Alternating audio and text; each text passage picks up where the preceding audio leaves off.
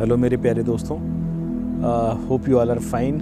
आज का दिन इस साल की शुरुआत कर रहा है। जैसा कि हम जानते हैं कि जब पुराना साल जाता है तो अपने साथ बहुत सी यादें लेके जाता है। बहुत चीज़ें अच्छी होती हैं हमारे साथ, बहुत बुरी चीज़ें, बट ऑल इन ऑल जो साल जाता है वो आपको बहुत कुछ सिखा के जाता है। सो इस साल ने भी मुझको बहुत सिखाया। जहाँ इस साल मैंने अपनी लाइफ में सबसे प्रीशियस चीज़ मेरे फादर, जिनको मैं सबसे ज़्यादा प्यार करता था, उनको मैंने लूज़ किया।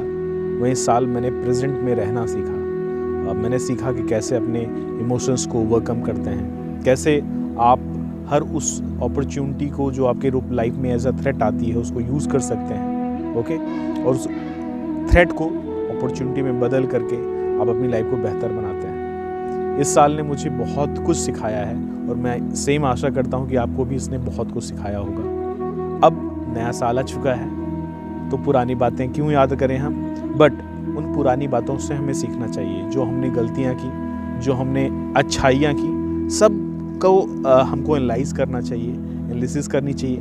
जो गलत आदतें हमने पाली थी उनको हमने कहीं हमें उसे पीछे लीव करना चाहिए और उसे ओवरकम करना चाहिए। साथ में ही नए ऐसे रिजोल्यूशंस बनाने चाहिए कि हमारी लाइफ कैसे और बेटर हो सकती है। ओके, सो मैं आपको एक टिप दूंगा आज के दिन, जो कि मैंने सीखी इस पिछले साल में। अगर हम कोई गोल बनाते हैं, अगर हमने कोई लाइफ का गोल बनाया और उसको हमने अचीव करने के लिए बहुत जी तोड़ मेहनत की, तो देखो ये होता क्या है कि आपने गोल बनाया और बहुत बड़ा गोल बनाया तो 90% केसेस में आप बीच में ही डिमोरलाइज हो जाते हैं। तो बेटा, गोल अगर आप बड़ा बनाइए तो उसको ब्रेक करिए, छोटे छोटे पीसेस में ब्रेक करिए, और उन छोटे पीसेस को जब आप अचीव करने के लिए प्रयास करेंगे तो आप उसे अचीव कर लेंगे। एग्जाम्पल के लिए दिस ईयर आई थॉट कि मैं अपना वेट लूज़ करूँगा। आई वॉज वेरी फैट, और मैंने सोचा कि कम से कम 7-8 किलो मुझे वज़न लूज़ करना है। बट 7-8 किलो वज़न लूज़ करने के बारे में मैंने बहुत बार सोचा, बट मैं लूज़ नहीं कर पा रहा था। सो मैंने डिसाइड किया कि मैं छोटे गोल्स बनाऊंगा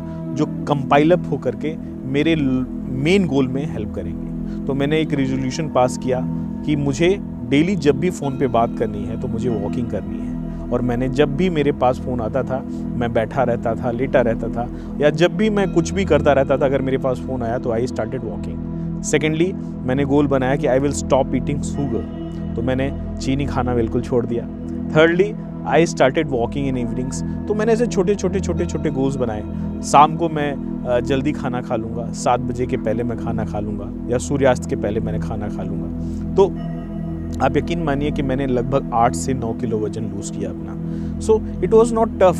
जब आप छोटे गोल्स बनाते हैं तो आप बड़े गोल्स बहुत आसानी से अचीव कर सकते हैं। जैसा मैंने स्टार्टिंग में ही बताया बेटा कि मैंने बहुत कुछ खोया लास्ट ईयर में। आपने भी निश्चित रूप से, पूरे देश में बहुत लोगों ने बहुत कुछ खोया है। तो ये नई शुरुआत हमको जो करनी है, आज का दिन एक नई शुरुआत, एक नई सुबह लेके आया है। तो ये शुरुआत हमको जो करनी है बहुत पॉजिटिव माइंड से करनी है। ये सोच के करनी है कि नहीं, जो भी हुआ वो पास्ट है, जो हमारे सामने है, जो हमारे सामने प्रेजेंट है, वही सब कुछ है।